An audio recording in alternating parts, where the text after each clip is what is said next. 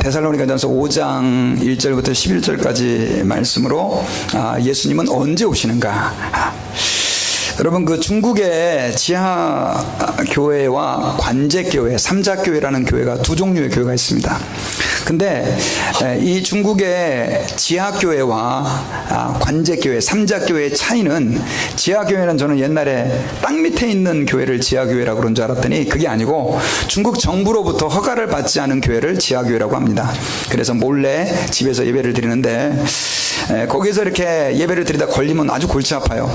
그래서 많은 목사님들이 사실은 이제 처석교회를 방문했다가 어려움을 겪기도 하고 그래요. 삼자교회는 중국 정부가 인정한 교회인데, 그런데 중국의 그 그리스도인들 가운데서도 신앙생활을 제대로 하려고 하는 사람들은 삼자교회를 다니지 않아요. 오히려 어디를 다니냐면 이 처석교회라고 지하교회를 다니는데, 이 삼자교회와 지하교회의 가장 큰 차이가 있는데, 이 삼자교회는 중국 정부로부터 통제를 받습니다. 그래서 이건 하지 말고 이건 해야 되고 뭐 이런 게 있어요. 근데 여러분, 그 삼자교회가 제재를 받는 게 세 가지가 있다는 거예요. 하지 말아야 될 것들, 물론 뭐 공산주의를 비판하고 이런 것들도 안 되지만 그 세 가지가 참 저희를 당혹스럽게 하는데, 그게 뭐냐면, 첫째는 주님의 재림을 가르치지 말아라. 예수님의 재림을 교회에서 가르치지 말아라. 그리고 예수님의 왕 되신 것을 가르치지 말아라. 두 번째는, 세 번째로는 요한계시록을 가르치지 말아라. 이렇게 얘기를 하고 있대요. 여러분, 예수님의 재림을 가르치지 말고, 그 다음에 예수님이 왕이시라는 것을 가르치지 말고, 계시록을 가르치지 말아라. 그러면 여러분들에게 한번 여쭤볼게요. 여기 교회입니까? 아니죠. 여러분, 성경에서 우리는 참 많은 것들을 배웁니다. 예수님이 우리를 위해서 이 땅에 오셔서 십자가에서 죽으시고 부활하시고 승천하시고, 또 우린 교회 안에서 서로 사랑해야 된다는 것, 그 다음 또 봉사해야 된다는 것, 뭐 이런 것들 막 많이 배우잖아요. 전도도 해야 된다는 것. 그런데 그 가르침들 가운데서 가장 사실은 우리가 간과해서는, 소홀하게 대해서는 안 되는 것이 바로 뭐냐면, 예수님이 재림하신다고 하신 이 가르침입니다. 여러분, 성경에서는요 수없이 많이 예수님께서 자신이 재림할 것을 예언하셨습니다. 여러분, 그거 아세요? 구약 성경의 예언들 가운데 대부분은 지금 다 성취가 됐어요. 아직 안 된 게 뭐냐면 예수님의 재림에 대한 예언이에요. 신약 성경에 대한 것도 마찬가지예요. 구약 성경은 상당히 이 예언들을 많이 품고 있는데, 많은 예언들 가운데 대부분이 성취가 됐는데 아직 성취가 안 된 예언이 뭐라고요? 예수님의 재림에 대한, 다시 오심에 대한 세컨드 커밍이라고 그러죠. 그런 예언이라는 것이죠. 특별히 여러분, 이 재림은요 어떻게 말하면 너무나 신비적이고, 어떨 때는 너무나 좀 현실적이지 않아서 많은 사람들이 잘 믿지 않습니다. 교회를 다니는 사람도요, 재림 그러면 그게 과연 일어나겠나, 이런 얘기들을 하는 분들이 많이 계세요. 그런데 우리 성경 한번 봅시다. 요한복음 14장 2절. 자, 같이 한번 읽어봅시다. 안 찾으셔도 됩니다. 시작. 내 아버지 집에 거할 곳이 많도다. 그렇지 않으면 너희에게 일렀으리라. 내가 너희를 위하여 거처를 예비하러 가노니. 3절 시작. 가서 너희를 위하여 거처를 예비하면 내가 다시 와서 너희를 내게로 영접하여 나 있는 곳에 너희도 있게 하리라. 자, 여기서요 예수님께서 제자들에게 이런 말씀을 하셨어요. 내가 너희를 위해서 거처를 예비하러 간다. 옛날 개역 성경에서는 처소라고 하는 표현이 사용됐죠. 예수님께서 승천하셨어요. 근데 그 승천하시러 가시는 것이 어떤 의미가 있었냐면, 제자들에게는 거처를, 살 곳을 준비하신다는 의미가 있어요. 그래서 예수님께서 살 곳을 준비하시고 다시 와서 너희를 나에게로 영접한다. 자, 예수님께서 어떻게 하신다고요? 다시 와서. 예수님이 본인이 직접 뭐라고 말씀하셨냐면요, 내가 다시 오겠다. 그래서 너희들을 어떻게 하겠다? 내게로 영접해서 나 있는 곳에 너희도 있게 하겠다. 우리를 천국으로 데려가신다는 말씀의 약속이라는 것이죠. 제가 한 가지만 여러분 이 구절의 예를 들었지만은요, 성경에서는 예수님께서 다시 이 세상에 오신다는 약속이 수없이 많이 있습니다. 제가 여러분 좀 개수를 좀 이렇게 쉬어 봤어요. 그랬더니 예수님께서 여러분 이 세상에 처음 오시는 거, 2000년 전에 예수님께서 이 세상에 오셨죠, 그죠? 2000년 전에 이 세상에 오셨을 때 예수님의 그 초림에 대한 예언, 그러니까 예수님께서 이 세상에 오실 것이다, 처음 오실 것이다 라고 예언된 내용이 350번 예언되어 있습니다. 구약 성경에. 몇 번이요? 350번. 근데 예수님이 다시 오실 것이다, 이 재림에 대한 예언은 몇 번 있냐면 1845번. 1845. 예.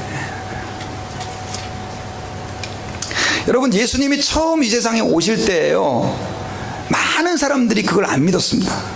하나님을 믿는다는 사람들도 에휴 뭐 설마. 그래서 예수님이 막상 하나님의 아들로 세상에 오셨을 때 사람들이 어떻게 했습니까? 예수님을 십자가에 못 박혀 죽어버렸잖아요. 그 초림을 안 믿은 거예요. 지금 여러분 교회 다니는 사람이 굉장히 많습니다. 그러나 많은 사람들이 예수님이 재림하신다 그러면 콧방귀 뀌죠. 에휴 뭐 어떻게 그런 일이 가능하겠어.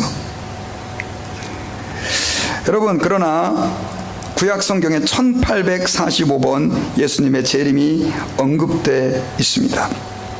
신약 성경에만 216장 중에서 316번이 기록되어 있습니다. 그래서 여러분, 재림을 믿지 않는 성도는 신앙인이 아닙니다. 그리고 재림을 가르치지 않는 교회는 교회라고 말할 수가 없습니다.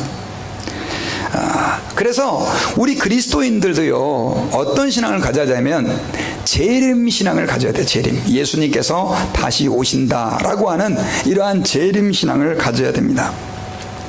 지난주에 여러분 한국에서 큰일이 있었죠. 지진이 있었죠. 지진. 진도가 5.8. 여러분, 진도가 5.8이면 어느 정도인지 잘 모르시죠? 예, 아주 많이 흔들리는 정도랍니다. 저는 미국에 있으니까 이제 잘 못 경험했는데 이렇게 인터넷에서 글을 좀 읽어봤는데, 진도 5.8인데 아파트, 고층 아파트가 한국은 많잖아요. 있는 사람들이 그냥 서 있을 수가 없을 정도로 너무 흔들려갖고, 한번 생각해보세요. 한 15층, 20층 높이에 있는 사람들이 건물이 그냥 이렇게 서 있을 수 없을 정도로 흔들렸다 그러면 얼마나 두려웠겠어요. 심지어 그것 때문에 그 포비아, 공포증까지 생겨가지고요, 많은 사람들이 막 무슨 소리만 나면 지진 나는 줄 알고, 그 이후에도 계속해서 뭐가 생겼습니까? 여진이 이렇게 생겼죠. 여러분, 지금 20세기 그러니까 20세기, 21세기, 그러니까 지금은 저희들이 21세기입니다. 21세기에 사는데 20세기 들어서 실제로 너무나 많은 지진들이 일어나고 있어요. 특별히 뭐 진도 6 이상 되는 그런 어떤 엄청난 지진들이 사실은 그 이전의 역사보다도 훨씬 더 많이 일어나고 있어요. 제가 왜 갑자기 지진 얘기를 하냐면요, 예수님께서 다시 오실 것에 대한 이야기를 하셨는데, 다시 재림할 것에 대한 이야기를 하셨는데, 그 중에 한 징조가 뭐냐면 바로 난리와 지진이에요. 지진. 그리고 기근, 굶어 죽는 것들. 여러분, 우리는 이 세상의 자연현상을 보면서요, 뭘 생각을 해야 되냐면, 아이고 이 세상이 무서워, 이렇게만 생각하면 안 돼요. 주님이 오실 때가 가까웠다는 생각을 해야 돼요. 이것이 바로 뭐냐면 재림신앙이에요. 예수님을 믿는 사람들은 모두가 다 예수님이 하나님의 아들이심을 믿는다면, 그리고 성경이 하나님의 말씀이라고 하는 사실을 믿는다면, 우리는 어떻게 해야 되느냐? 하나님 아버지 앞에서 그분이 다시 여기에 오신다는 사실을 믿어야 될 줄 믿습니다. 아멘. 예수님께서 재림하신다라고 하는 이 신앙은요, 근데 사실은 우리에게 잘못 이해되면 굉장히 위험해집니다. 왜 위험해지냐면요, 데살로니가 교회가 바로 그런 케이스입니다. 그러니까 오늘 본문에 나오는 이 데살로니가 전서 5장의 본문은요, 재림에 대해서, 재림의 시기에 대해서, 특별히 재림이 언제 일어날지에 대해서 가르쳐주고 있는 본문인데, 데살로니가 교회에서 바울이 강조해서 가르쳤던 것이 뭐였냐면 예수님이 재림할 거라고 하는 내용이었습니다. 여러분, 초대교회 주님의 제자들은요, 예수님이 진짜 곧 재림할 줄 알았어요. 왜냐하면 내가 가서 너희를 위해서 처소를 예비하러 가가지고 예비하면 다시 와서 너희를 내게로 영접한다. 이게 너무나 얼마 안 있다가 벌어질 일처럼 그렇게 들린 거예요. 그래서 예수님의 제자들은 굉장히 예수님 빨리 오실 줄 알았어요. 바울도 마찬가지였어요. 그래서 가는 곳마다 예수님의 재림에 대한 메시지를 많이 가르쳐놨는데, 이 데살로니가 교회에서도 사도 바울이 굉장히 재림에 대해서 많이 가르쳤습니다. 그런데 문제는 거기에 뭐가 생기기 시작했어요? 후유증이 많이 생기기 시작했어요. 후유증. 특별히 어떤 후유증이었냐면요, 그러면 예수 믿다가 죽은 사람들은 예수님이 재림할 때 어떻게 되느냐? 그런 사람들은 그냥 영원히 멸망하느냐? 데살로니가 교회 성도들은 그렇게 생각한 거예요. 야, 이거 예수 믿다가 죽은 사람들은 예수님이 재림해도 어쩔 수 없다, 이렇게 생각을 한 거예요. 그래서 사도 바울은 그 사실에 대해서 아니다, 예수님께서 재림하시면 죽었던 자들, 그러니까 잠자는 자들이라고 표현을 하죠. 이미 예수님 안에서 죽었던 자들이 제일 먼저 부활해서 예수님을 맞이한다고 얘기를 하죠. 그걸 가르쳐 줍니다. 그리고 또 어떤 데살로니가 교회에 문제가 있었냐면, 이 재림을 너무 말 그대로 이상하게 믿는 사람들이 생겼어요. 미국에서도 좀 그렇게 극단적으로 예수를 믿는 사람이 있고 한국에도 있는데, 예수님이 재림한다 그러니까, 그것도 곧 재림한다 그러니까 정상적인 사회생활을 다 포기해버리는 거예요. 어떻게 해요? 직장 다니는 사람이 내가 이 직장에서 이렇게 돈 벌어서 뭐해? 그리고 학생들은 뭐요? 공부해서 뭐해? 집에서 와이프들은 뭐해? 야, 내가 지금 이렇게 지금 빨래하고 앉아있을 때냐? 예수님 곧 재림하는데? 남자들은요, 아유, 다 때려쳐야지, 이제 예수님 재림하는데. 진짜로 그런 사람이 나타난 거예요. 그리고 그 하인들 있잖아요, 아래 계층에, 노동자 계층에 있는 사람들은 막 주인한테 주님이 곧 재림하는데 하고 막 맘먹는 거예요, 위에 사람한테.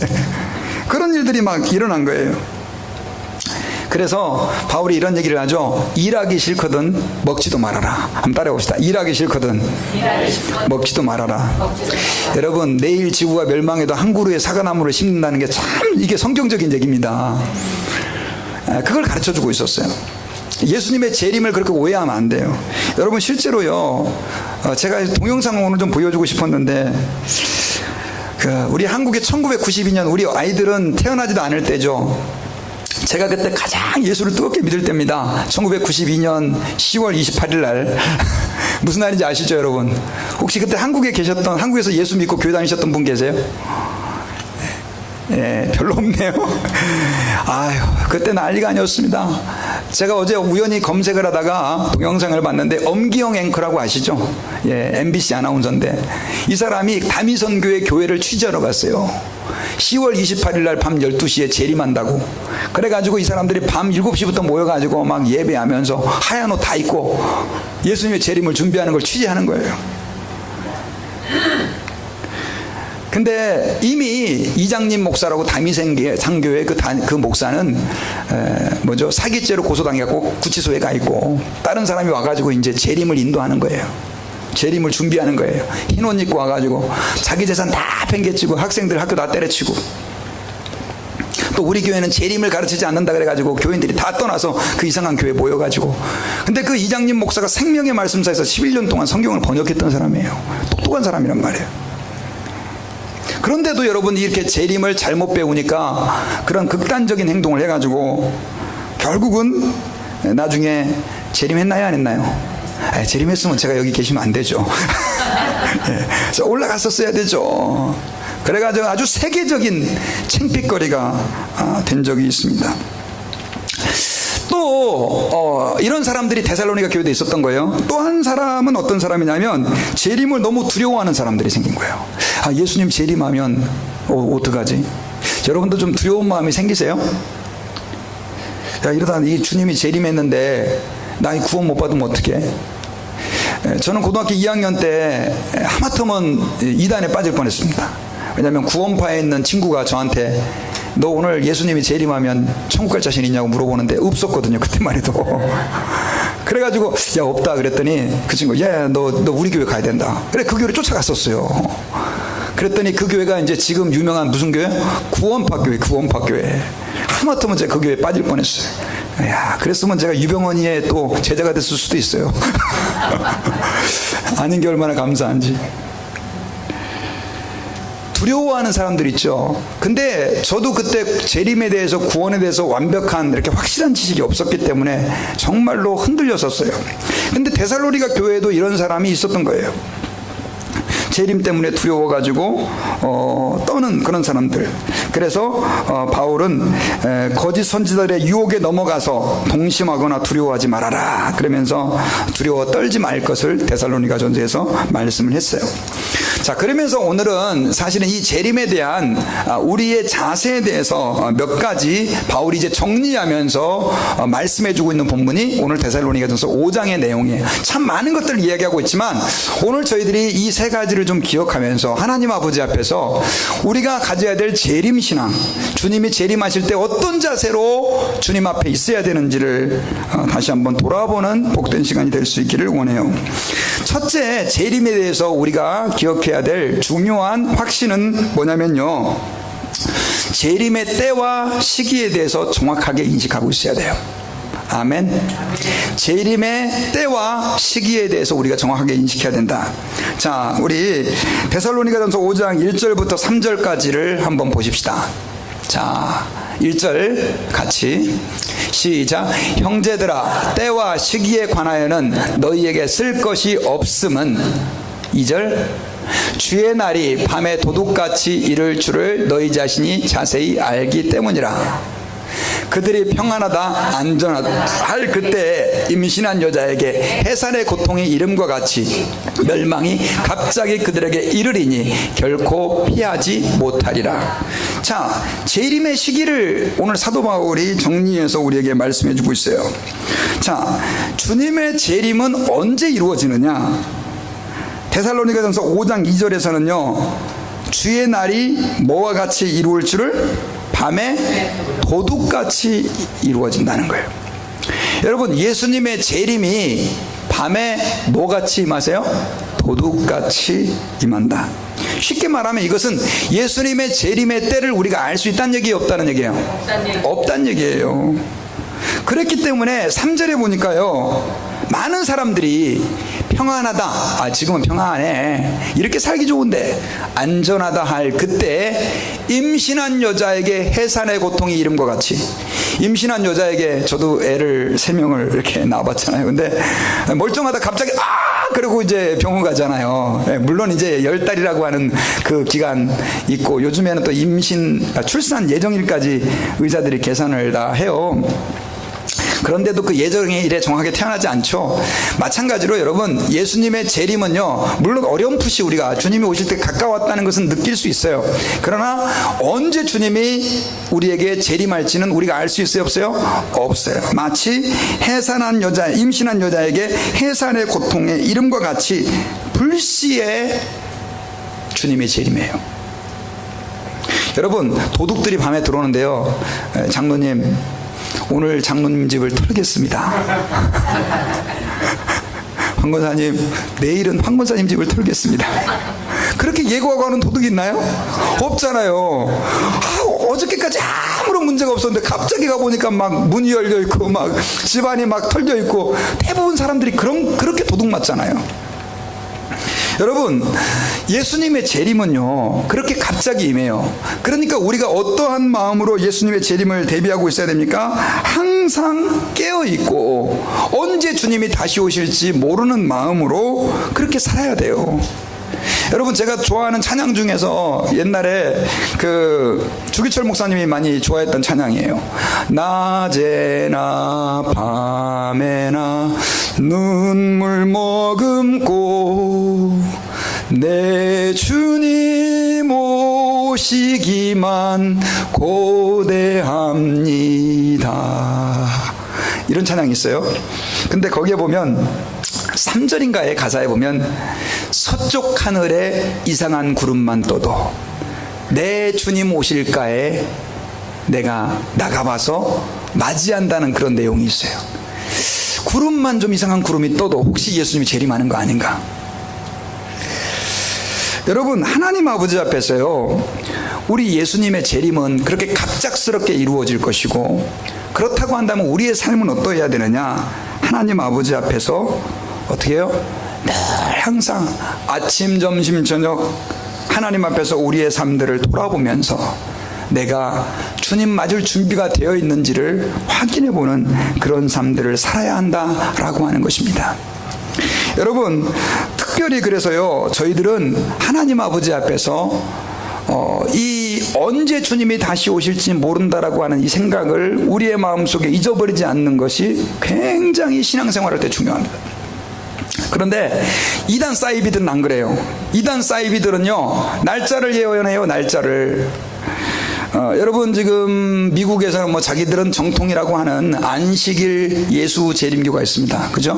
안식교라고 하는 분들이 계신데, 여러분, 지금 안식교가 이단입니다. 어떤 분들은 괜찮다, 거기서 건강에 대한 얘기도 많이 해주고 좋다 이렇게 하는 분들이 계신데, 여러분, 아니에요. 건강에 대한 부분은 좋아요. 그러나 이 사람들은 잘못된 교리로 출발을 했어요.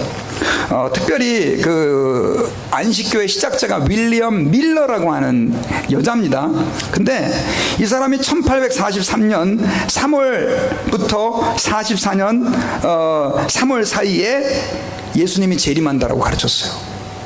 아주 오래전이죠. 1840년이니까 그 뭐 한 200년 가까이 된 그 시간인데, 그러니까 사람들이, 여러분, 그 전에 그냥 교회에서 목사님이 그런 얘기 해요, 안 해요? 근데 보니까 3월부터 그 다음에 3월 사이 예수님이 재림한다고 그러니까 사람들이 바글바글 몰려든 거예요. 확 몰려든. 예수님이 재림했어요, 안 했어요? 예. 사실 이런 식으로 재림을 예언했던 이단들을 통틀어 얘기를 하려고 그러면 너무너무 많아요. 얼마나 많은지 몰라요. 뭐 최근에도 있었어요. 최근에도. 그래가지고 뭐 또 5월달인가 뭐 몇 년 전에 또 재림한다고 막 날짜 계산해가지고 하는 사람들. 여러분, 예수님의 재림을 날짜를 얘기하잖아요. 한번 따라해봅시다. 100% 이단이다. 목사님 어떻게 그렇게 얘기를 하고 있어요? 할 수 있어요. 제 얘기가 아니라 성경에 나오는 얘기예요. 자, 우리 마태복음 24장 36절을 한번 보십시다. 자, 시작. 그러나 그 날과 그때는 아무도 모르나니 하늘의 천사도 아들도 모르고 오직 아버지만 아시느니라. 여러분, 그날과 그때는 언제냐면 예수님이 재림하는 때예요. 예수님이 재림하는 날짜와 그 예수님의 재림하는 시간이에요. 그런데 이때는 누가 알아요? 아무도 몰라요. 누구도 몰라요? 천사들도 모르고. 아들이 누구예요? 예수님도 모르고. 오직 누구만 알아요? 아버지만. 그러니까 어떤 사람이 가가지고 기도를 했는데 천사가 나타나서 자기한테 계시를 해줬대요. 내가 올해가 2016년이잖아요. 2017년 1월 1일에 예수님이 재림한다. 천사가 나타나가지고. 그럼 우리가 뭐라고 해야 됩니까? 마귀야 물러가라. 천사는 모르는데 그럼 하나님이 마귀한테 가르쳐줬겠어요? 아니죠. 또 어떤 사람은 기도를 하는데 예수님이 와가지고 자기에게 언제 자기가 예수님이 예언할 거라고 얘기했대. 근데 목사님, 그게 한 명이 아니라 10명이 다 들었어요. 기도하다가. 10명씩이나? 따라해봅시다. 사탄아 물러가라. 여러분, 이장님 목사가 책을 3권을 썼거든요. 아까 저기 92년. 제가 그 책을 얼마나 은혜스럽게 읽었는지. 다가올 미래를 대비하라, 재림의 나팔소리 뭐 해가지고 뭐 하여튼. 근데요, 그 날짜를 계시받은 아이들이 너무 많았어요. 날짜를 계시받은 성도들이 너무 많았어요. 한두 명이 아니었어요. 근데 이런 얘기를 하시는데도 좋으시는 분이 계시면 안 돼요. 눈을 바짝 뜨시고 예, 들으셔야 돼요. 여러분, 예수님께서 심지어 하나님 이런 말씀하세요. 그 날은 누구도 모른다? 아들도 모른다. 예수님은 하나님이시잖아요. 그분도 모른다고 왜 표현을 하셨을까요? 실제로 재림의 날짜에 대해서만큼은 아버지께서 아들에게도 알리지 않으신 거예요. 왜냐하면 이것은 되게 민감한 부분이거든요. 재림의 날짜를 알 때 세상은 혼란스러워지거든요. 그래서 여러분, 우리는 하나님 아버지 앞에서 어떻게 신앙생활이 되느냐? 예수님의 재림은 뭐와 같이 임한다? 도적과 같이 임한다. 이 말의 의미는요, 오늘 예배드리다가도 예수님 재림할 수 있다는 얘기예요. 아멘. 집에 돌아가시다가 자동차 안에서도 예수님이 재림할 수 있다라고 하는 사실을 저희들이 기억해야 돼요. 여러분, 이 재림에 대한 분명한 그 시간에 대한, 주님이 언제 재림할지를 우리가 확실하게 알 수 없다라고 믿는 것이 어떤 때는 우리의 신앙생활을 모호하게 만드는 것 같지만 오히려 우리를 더 하나님 앞에서 긴장하게 하고 바르게 서게 한다라고 하는 사실을 깨달아야 돼요. 그래서 여러분, 저희들은 하나님 아버지 앞에서 이걸 기억해야 돼요. 이 세상에 여러분 속한 것들, 죄송합니다, 주님이 재림하면 다 의미가 없어져요. 그래요, 안 그래요? 여러분들이 그렇게 좋아하는 돈, 저도 좋아합니다.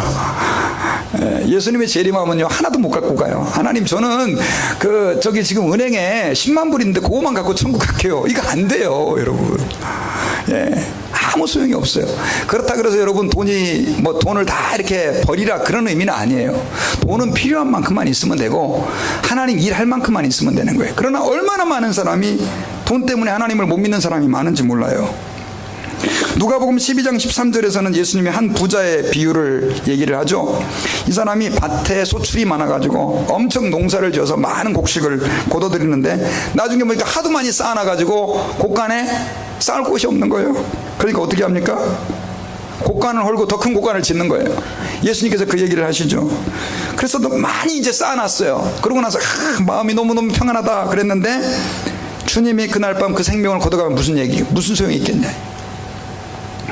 여러분, 그게 우리 인생이에요.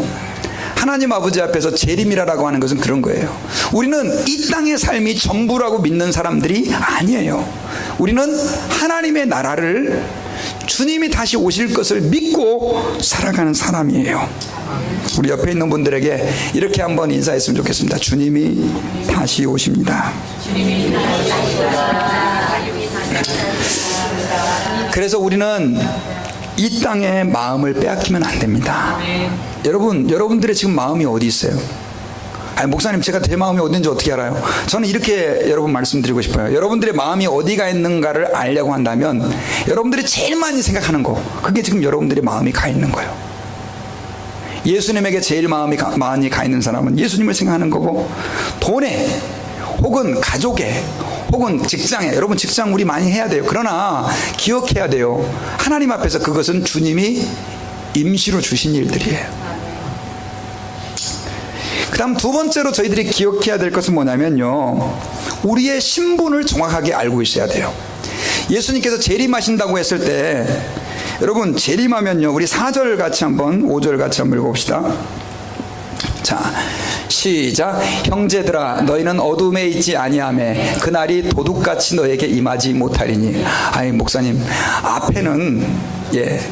앞에는 도둑같이 온다 그랬는데 형제들아 너희는 어둠에 있지 아니하니 그날이 뭐같이 임하지 않아요? 도둑같이 임하지 않는다.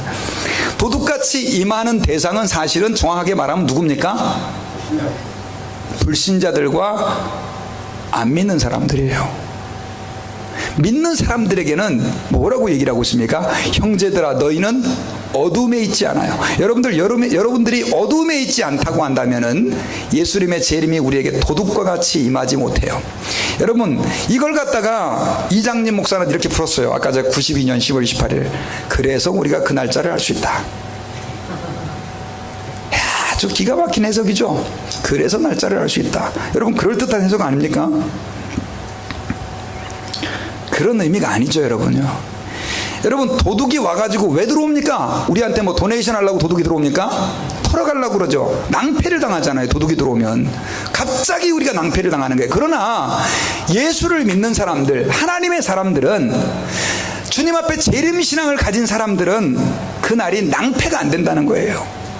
여러분 생각해보세요. 교회 다니는데 이 세상의 것들만 나의 모든 마음을 다 쏟아가지고 그렇게 집착하고 살아가다가 교회는 그냥 한번 나가지고 어느 날 주님이 재림을 했어요.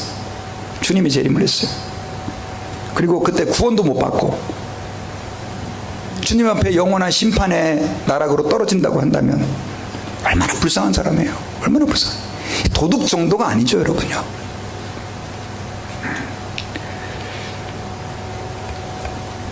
여러분, 우리는요 오늘 한번 돌아봐야 돼요. 여러분들이 지금 어둠에 있는지 아니면 빛에 있는지. 여러분은 빛의 자녀가 되었습니까? 아멘. 우리가 어떻게 빛의 자녀가 됩니까? 예수 그리스도께서 나를 위하여 십자가에서 죽으시고 부활하시고 나의 모든 죄를 다 대속해서 용서해 주시고 이제 나는 죄악된 삶을 끊고 하나님이 원하시는 삶을 살아가는 사람, 이게 뭐냐면 빛의 자녀들이에요. 죄송한데요, 오늘날 교회 안에는요 빛의 자녀가 아닌 사람들이 많아요. 교회에 그냥 오는 거죠. 여러분, 저는 우리 다사랑교회 모든 교인들만큼은 다 빛의 자녀가 되길 수 있기를 주의 이름으로 축원합니다. 데살로니가전서 5장 5절에 보자고요. 같이 시작. 너희는 다 빛의 아들이요 낮의 아들이라. 우리가 밤이나 어두움에 속하지 아니하나니. 믿습니까?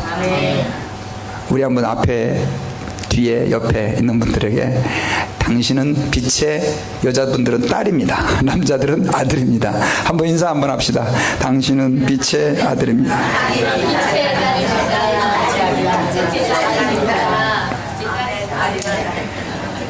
예. 그러면요, 저와 여러분들이 만약에 빛의 아들이 되었고 빛의 딸이 되었다면, 우리가 어둠에 속하지 아니하였다고 한다면 예수님의 재림이 두려운 일입니까? 기쁜 일입니까? 다시 한번 별로 안 기쁘시나 봐요, 여러분들은요. 예, 빛에 속하지 않은 사람들은 예수님의 재림이 너무나 두려운 일이 될 것입니다. 그러나 주님 앞에서 믿음으로 살았던 사람들에게는 예수님의 재림이 너무나 기쁜 일이 될 겁니다. 그러니 아까 목사님이 낮에나 밤에나 눈물 머금고 내 주님 오시기만을 그렇게 고대한다고 찬양을 불렀겠습니까?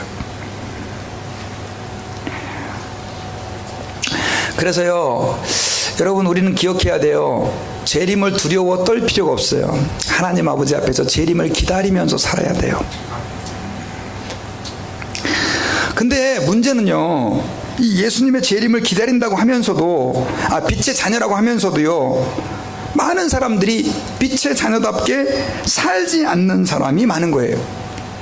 그래서요, 6절에서는, 이 슬라이드는 아마 안 나올 것 같아요. 자, 성경 6절에서는요 뭐라고 얘기를 하고 있냐면, 그러므로 우리는 다른 이들과 같이 자지 말고 오직 깨어 정신을 차릴지니라. 지금 여러분, 어둠에 속한 사람들은 지금 뭐 하고 있어요? 자고 있어요. 그러나 빛에 속한 우리들은 하나님 아버지 앞에서 뭐 하면 안 되는 거예요? 잠은 안 되는 거예요. 여러분, 오늘 밤부터 절대 주무시지 마세요. 다사랑 교회가 좀 이상해져서 잠자지 말라고. 그런 의미가 아니죠, 여러분. 잠잔다는 것은 아까 얘기했던 것처럼 세상에 취해서 살아가는 거예요. 주님이 재림이 뭐 목사님이 뭐 예수님이 온다고 그런 것 같아, 뭐 이렇게 그냥 아무 생각 없이 그냥 살아가는 거예요. 여러분, 우리 긴장하셔야 돼요. 저도요, 하나님 앞에 섰을 때 하나님이 저를 심판하실 거예요. 네가 목회를 어떻게 했느냐를 가지고 계산하실 거란 말이에요. 이게 바로 긴장이에요. 두렵고 떨림으로 자지 않고 세상의 파도에 휩쓸려 가지 아니하고 하나님 아버지 앞에서 근신하며 살아가는 모습. 마지막으로 우리가 예수 믿는 사람으로서 가져야 될 중요한 덕목은요, 권면하고 덕을 세워야 돼요. 자, 자, 우리 11절 말씀 같이 한번 읽어봅시다. 11절. 자, 시작. 그러므로 피차 권면하고 서로 덕을 세우기를 너희가 하는 것 같이 하라. 자, 데살로니가 교회 교인들에게 정신 차려라. 너희들이 하나님 앞에 주님이 재림하니까 뭐 여러 가지 말씀들을 많이 했어요. 믿음과 사랑에 오심경을 붙이고 구원의 소망에 투구를 쓰고 막 이러면서 이제 이 영적 전쟁에서 너네들이 반드시 승리해야 된다. 이런 얘기들을 하고 나서 특별히 마지막으로 이런 권면을 하는 것이 너희가 피차 뭐하고 권면하고 서로 덕을 세우기를 너희가 하는 것 같이 하라. 여러분, 신앙생활은요 혼자 못해요. 사실 교회 좀 다닌 사람들 치고 예수님 재림하는 거 모르는 사람 누가 있습니까? 다 알죠.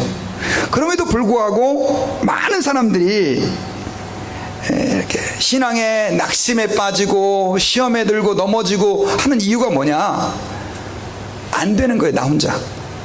그래서 누가 필요한 거예요? 성도들이 필요하고 동역자들이 필요하고 목사가 필요하고 교우들이 필요한 겁니다. 우리는 여러분 하나님 아버지 앞에서 그래서 주님의 재림신앙을 가질 때 함께 손을 붙잡고 그 주님의 재림을 맞이할 수 있도록 권면하고 이끌어주고 세워주고 하는 것이 뭐냐면 교회라고 하는 것을 기억해야 됩니다. 저는 목회를 하면 할수록 느끼는 게 뭐냐면요, 이 교회가 제가 생각했던 것보다 훨씬 더 중요한 거예요. 저는 예전에 제가 그랬잖아요. 저는 목사가 된 이유가 전도하려고 목사가 됐어요. 전도하려고. 야, 이게 전도해갖고 예수 믿게 만들면. 근데요, 전도해서 예수 믿는 것도 힘든데 그 사람들이 신앙생활 하는 것은 그것보다 훨씬 더 힘들다는 걸 깨달은 거예요. 예수님 믿습니다 하면 되지만 예수님을 믿습니다 해가지고 그 믿음을 지킨다는 게 너무 힘들더란 말이죠. 여러분, 교회가 바로 서로서로 붙들어주는 것입니다. 예수님의 재림신앙을 가진 사람들, 아까 얘기했잖아요. 교회 안에는 예수님의 재림을 가르쳐놨는데 그거 가지고 너무 두려워가지고 덜덜덜덜덜 떠는 공포증에 걸린 사람이 있고, 또 어떤 사람은 가지고 다 때려치고 직장도 때려치고 가족에서도 나와버리고 기도만 하면서 주님 재림하십시오 뭐 이런 이상한 신앙을 가진 사람들도 있고, 교회는 이런 사람들이 너무 많은 거예요. 그러니까 어떻게 해요? 서로서로 피차 뭐하고 권면하고 그런 사람들이 있으면 붙잡아 끌어주고 가르쳐주고 도와주고 위로해주고 그렇게 끌어가는 것이 우리의 신앙생활이다 라고 하는 것입니다. 그래서요, 우리가 주님의 재림을 대비할 때 가장 중요한 것이 바로 뭐냐면 공동체입니다. 공동체 의식을 가지는 것이 너무너무 중요합니다. 그래서 히브리서 10장 25절에서는요 24절과 25절에서는 이렇게 우리에게 권면하고 있어요. 같이 한번 읽어봅시다. 시작. 서로 돌아보아 사랑과 선행을 격려하며 모이기를 피하는 어떤 사람들의 습관과 같이 하지 말고 오직 권하여 그날이 가까움을 볼수록 더욱 그리하자. 그날이 무엇일까요?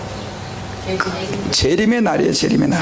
예수님의 재림의 날이 가까워올수록 우리는 어떻게 해야 된다? 서로서로도 권면하고 끌어주고 그 다음에 위로해주고, 그렇게 해서 어떻게 해요? 주님 재림하실 때 주님 앞에 당당하게 설 수 있도록 저희들이 준비를 해야 된다라고 오늘 성경에서는 말씀을 하고 있는 것입니다. 여러분, 우리가 주님 앞에서요 신앙생활은 절대 개인이 아니에요. 나만 잘 믿으면 되지 이것만큼 위험한 신앙이 없어요. 아니에요.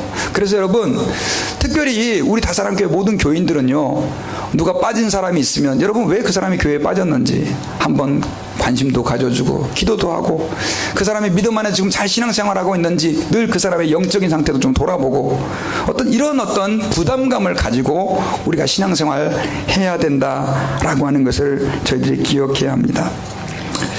저는 이제 말씀의 결론을 맺겠습니다. 여러분, 예수님의 재림의 그 사건은요 절대로 언제 며칠 날 내가 재림한다라고 그렇게 주님께서 임하지 않습니다. 그날은 마치 도둑이 임하는 것처럼 우리에게 임합니다. 그래서 우리는 항상 하나님 앞에서 어떻게 해야 되느냐, 깨어 있어야 되고 경각심을 가지고 있어야 되고, 그러나 그렇다고 해서 우리가 두려워할 필요는 없어요. 왜냐하면 우리는 뭐이기 때문에? 빛의 자녀들이기 때문에 그렇습니다. 제가 그림을 하나 좀 준비를 했거든요. 그림 그 다음 슬라이드. 여러분, 제가 좀 기회가 있으면 이 휴거에 대해서 좀 더 깊이 설교를 하려고 합니다. 오늘은 뭐 일반적인 내용만 얘기를 했는데, 여러분, 예수님께서 재림하시는 그 순간 우리에게는 어떤 일이 일어나느냐? 바로 이 휴거가 일어나요. 휴거가 일어나는데, 이 그림에 보시면요, 도시에, 이건 책에 있는 그림이에요. 도시에 큰 빌딩들이 있죠. 그리고 밑에는 자동차들이 있는데, 예수님이 하늘로 쫓아 강림하실 때 비행기가 어떻게 됩니까? 빌딩에 부닥치고 있죠. 보이나요? 예, 되게 흐리게 보여서 잘 안 보이네요. 네, 비행기가 빌딩에 부닥쳐요. 왜냐하면 비행기 운전사가 어느 날 주님 앞에서 들림을 받아 휴거돼요.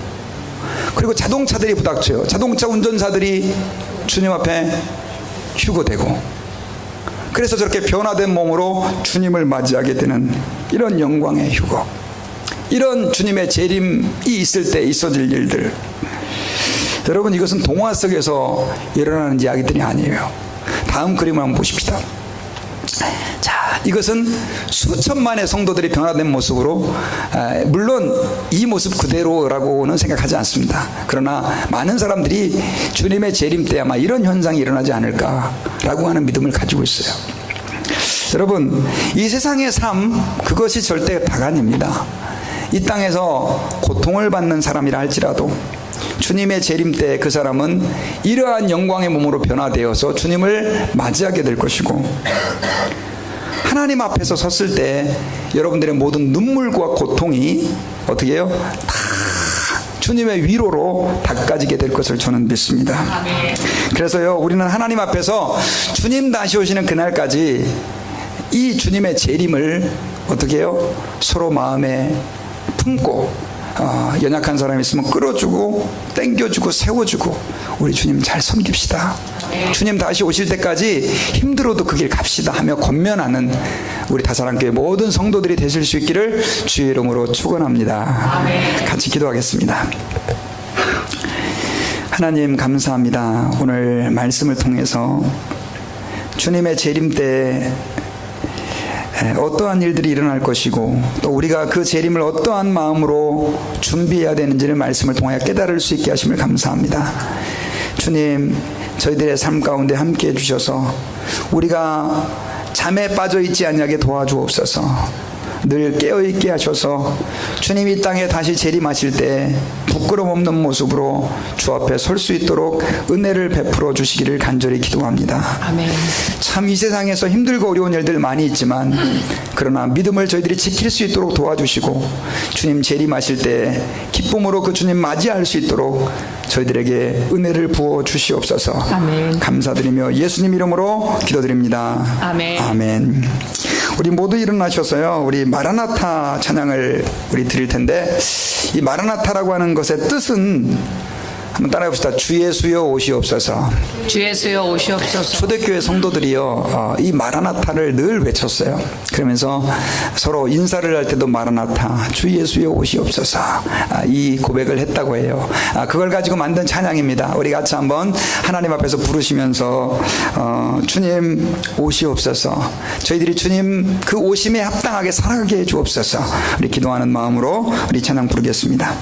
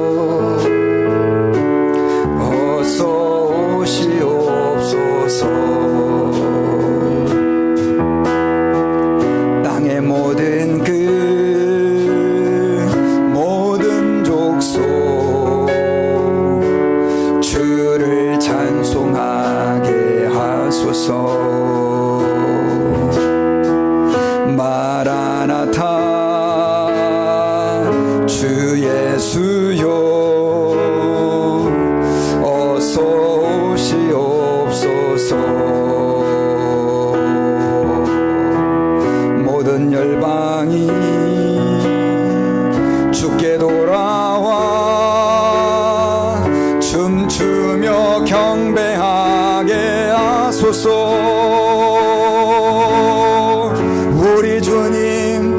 다시 오실 길을 만들자. 십자가를 들고 땅 끝까지 우린 가리라. 우리 주님 하늘 영광 온 땅 덮을 때 우린 땅 끝에서 주를 맞으리. 마라나타 마라나타. 아멘. 주 예수여 오시옵소서. 마라나타 마라나타. 아멘. 주 예수여 오시옵소서. 우리 주님 다시 오실 길을 만들자. 우리 주님 다시 오실 길을 만들자. 십자가를 들고 땅 끝까지 우린 가리라. 우리 주님 하늘 영광 온 땅 덮을 때 우린 땅 끝에서 주를 맞으리. 마라나타 마라나타. 아멘. 주 예수여 오시옵소서. 마라나타 마라나타. 아멘. 주 예수여 오시옵소서. 마라나타. 주 예수여 어서 오시옵소서. 어서 오시옵소서. 땅의 모든 끝 땅의 모든 끝 모든 족속 모든 족속 주를 찬송하게 하소서. 마라나타 마라나타. 주 예수여 어서 오시옵소서. 모든 열방이 주께 돌아와. 모든 열방이 주께 돌아와. 춤추며 경배하게 하소서. 우리 주님 다시 오실 우리 주님 다시 오실 길을 만들자. 십자가를 들고 땅 끝까지 우린 가리라. 우리 주님 하늘 영광 온 땅 덮을 때 우린 땅 끝에서 주를 맞으리. 마라나타 마라나타. 아멘. 주 예수여 오시옵소서. 마라나타 마라나타. 아멘. 마라나타. 아멘. 주 예수여 오시오. 마라나타 마라나타 마라나타 마라나타. 아멘. 주 예수여 오시옵소서. 마라나타 마라나타. 아멘. 주 예수여 우리 한 번 더 고백합시다. 마라나타 마라나타 마라나타. 아멘. 주 예수여 오시옵소서. 마라나타 마라나타. 아멘. 주 예수여 오시옵소서. 아멘. 주 예수여. 아멘. 주 예수여 오시옵소서. 아멘. 주 예수여. 아멘. 주 예수여 오시옵소서. 우리 같이 한번 기도하십시다. 주님은 1800번이 넘게 다시 오실 것이라고 예언해 하셨습니다. 주님은 반드시 다시 오실 것입니다. 그리고 그의 택한 백성을 구원하시고 하늘로 들려 올리시고 새 하늘과 새 땅을 이제 우리에게 허락해 주실 것입니다. 우리가 사는 이 동안 우리가 해야 할 일이 있다면 그것은 아직도 복음을 모르는 사람들에게 주님의 은혜와 사랑을 전하는 것입니다. 그리고 언제 다시 오실지 모르는 그 주님을 우리가 기다리며 잠자지 아니하고 깨어서 경건하게 사는 것인 줄 믿습니다. 오늘 이 시간에 오늘 말씀 듣고 우리 주님의 재림에 대해서 다시 한번 묵상을 합니다. 한번 결단할 때 주님 다시 오실 때 부끄럽지 않은 모습으로 설 수 있도록 우리에게 은혜를 부어주시고 다시 오시는 그날까지 복음을 전하며 오늘 찬양에 고백했던 것처럼 땅 끝에서 많은 사람들이 예수 그리스도를 인정하며 그의 오심을 기다리며 주님의 복음을 증거하며 하나님 앞에 설 수 있게 도와달라고 우리 같이 한번 합심하여 통성으로 기도하겠습니다. 하나님 아버지 감사합니다. 저희들을 사랑해 주시고 오늘도 말씀을 통하여 우리가 주님 앞에서 어떠한 삶을 살아야 하는지, 특별히 주님의 재림이 어떻게 이루어지는지, 언제 주님이 다시 오실 것인지 말씀을 통하여 깨닫게 하신 것을 감사합니다. 주여 저희들에게 함께 해주셔서 우리가 하나님 아버지 앞에서 이 땅의 것들만 마음에 빼앗겨 그렇게 살아가지 아니하게 도와주시고 깨어있어서 주님을 드러내며 주님을 기쁘시게 하며 주님의 재림을 기다리며 하나님 앞에 하루하루 살아갈 수 있도록 은혜를 더해 주시옵소서. 마라나타 아멘. 주 예수여 오시옵소서. 우리가 기다립니다.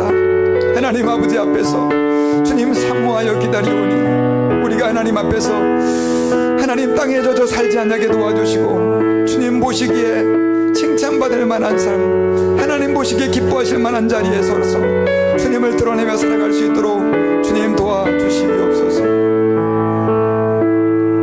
마라나타 아멘. 주 예수여 아멘. 오시옵소서. 우리가 땅의 것들에게만 마음을 빼앗겨 살지 않게 도와주시고 아멘. 주님 언제 다시 오실지 알 수 없는데 아직도 복음을 알지 못하는 많은 사람에게 복음과 사랑을 전하며 피차서로 권면하며 주님 앞에 바르게 서나갈 수 있도록 은혜를 더해 주시옵소서.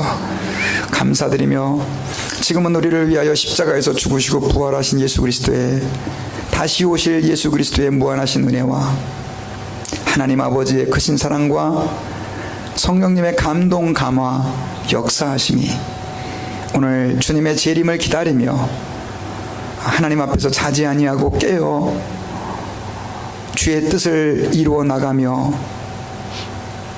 마라나타 아멘. 주 예수여 오시옵소서 기다리며 살기 원하는 주의 백성들 위해 이제로부터 영원 무궁토록 함께 계실지어다. 아멘.